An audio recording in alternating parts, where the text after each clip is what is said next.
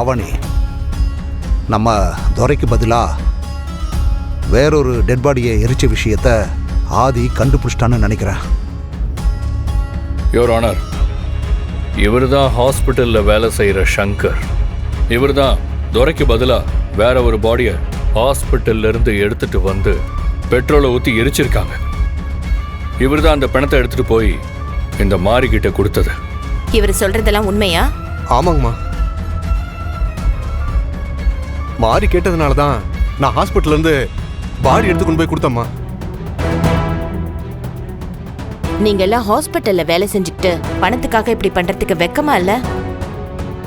அப்ப போஸ்ட்மார்ட்டம் ரிப்போர்ட்ல எரிஞ்சு போன பாடி துரையோடதுன்னு எப்படி ரிப்போர்ட் வந்துச்சு? ரிப்போர்ட் எழுதுறவர்கிட்ட பணத்தை கொடுத்து ரிப்போர்ட்டையே மாத்தி எழுத சொல்லியிருக்காங்க. சரி, அப்ப அவர் எங்க? இந்த விஷயம் தெரிஞ்ச உடனே அவரையும் கோர்ட்டுக்கு கூட்டிட்டு வர்றதுக்காக நாங்க அவரை தேடி வீட்டுக்கு போனப்போ அவர் நாங்க அங்க வர்றதை தெரிஞ்சுக்கிட்டு தலைமறைவாயிட்டாரு.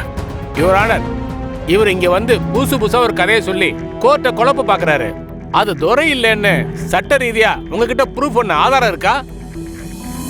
குற்றவாளி பாரதிதான்னு முழு ஆதாரத்தோட நிரூபிச்சதுக்கு அப்புறம் கூட இவங்க இந்த கேஸை திசை திருப்பறதுக்கு ஏதேதோ பண்ணிட்டு இருக்காங்க யுவர் ஆனர். ஆதாரம் இல்லாம இந்த கோர்ட் எதையும் நம்பாது.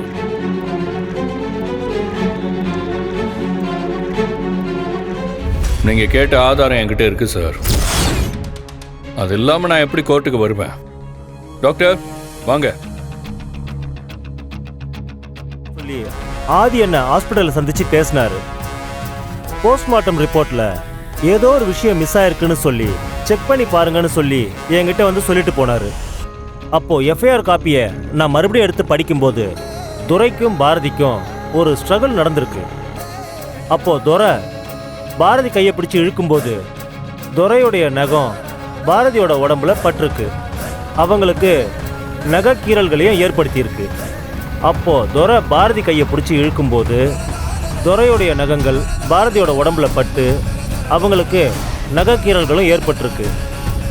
அப்போ கண்டிப்பா துரையுடைய நகை இடுக்கல பாரதியோட டிஎன்ஏ சாம்பிள்ஸ் இருக்க வாய்ப்பு இருக்குன்னு அந்த பாடியை நான் திரும்பவும் ரீஎக்ஸாமைன் பண்ணப்பதான் பாடியோட நகத்தில் அந்த மாதிரி எதுவுமே இல்லைன்னு சொல்லி எனக்கே தெரிய வந்தது.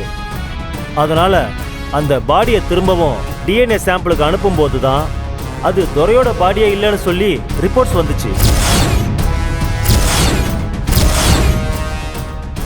இதுதான் அந்த ரிப்போர்ட். என்கிட்ட என்ன சொன்னீங்களோ அதை கொஞ்சம் கூட மாத்தாம அப்படியே சொல்லுங்க. உன்னை கொன்னுடு வேண்டாம்.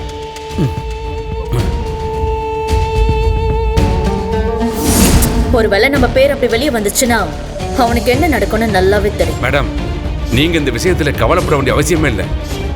என் உயிரே போனாலும் உங்க பேரை நான் சொல்ல மாட்டேன். என்ன நீங்க முழுசா நம்பலாம்.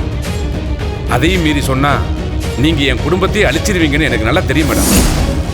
அம்மா, இது எல்லாமே துரை பாரதியை மாட்டி விடுறதுக்காக அவனே போட்ட பிளான் தான்மா.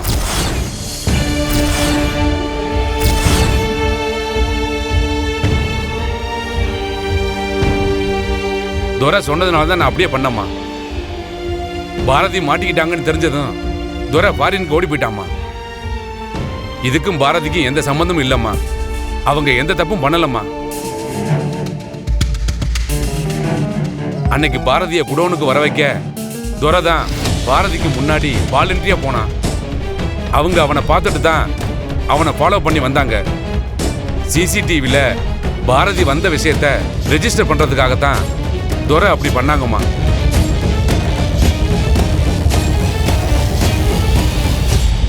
நடந்த விஷயங்களை ஆதாரங்களோட தெரிஞ்சுக்கிட்ட பிறகு பாரதிக்கும் இந்த ஜோடிக்கப்பட்ட கொலை வழக்குக்கும் எந்த சம்பந்தமும் இல்லைன்னு தெள்ள தெளிவா நிரூபிக்கப்பட்டுள்ளது.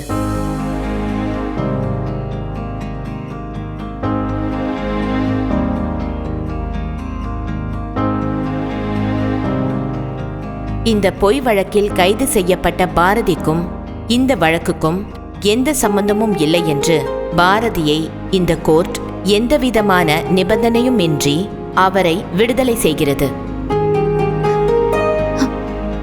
தேங்க்ஸ் ஆதி.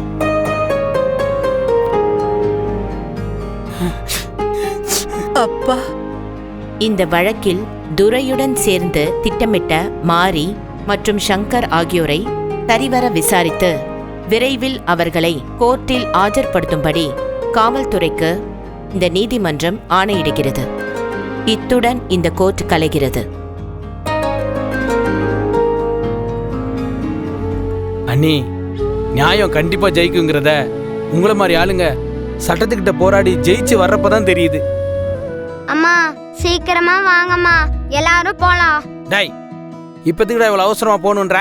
ஐயோ மாமா, இன்னைக்கு என்ன நாளுன்னு மறந்துட்டீங்களா? அக்காவுக்கு பர்த்டே.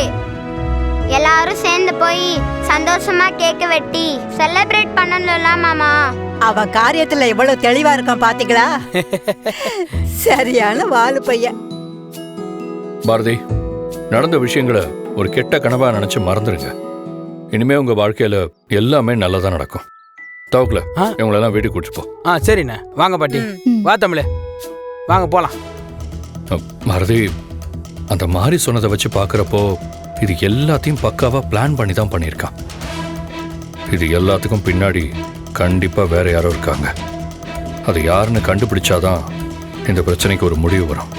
இல்லைன்னா அவன் இந்த மாதிரி ஏதாவது ஒன்று பண்ணிக்கிட்டே தான் இருப்பான். முதல்ல நாம் அந்த துறையை கண்டுபிடிச்சாகணும்.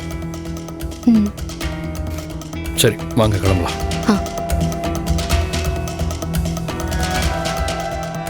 மேடம், தப்பிச்சவன் மட்டும் உயிரோடு இருந்தா அது நமக்கு தான் மேடம் தலைவலி. அவன் சும்மா இருக்க மாட்டான், நமக்கு குடைச்சல் கொடுக்க ஆரம்பிப்பான். அதுக்கெல்லாம் வாய்ப்பே இல்ல சுதாகர். நம்ம கிட்ட இருந்து தப்பிக்கிறதுக்காக ஆத்துல குதிச்சவன் அப்படியே ஆத்தோடவே போயிருப்பான். அவன் ஒருவேளை உயிரோடு இருந்திருந்தா இந்நேரம் கண்டிப்பா நம்ம எல்லாருக்கும் சங்கு ஊதிருப்பான். அவன் கதெல்லாம் முடிஞ்சு போச்சு. உயிரோடு இருக்கிறதுக்கு வாய்ப்பே கிடையாது.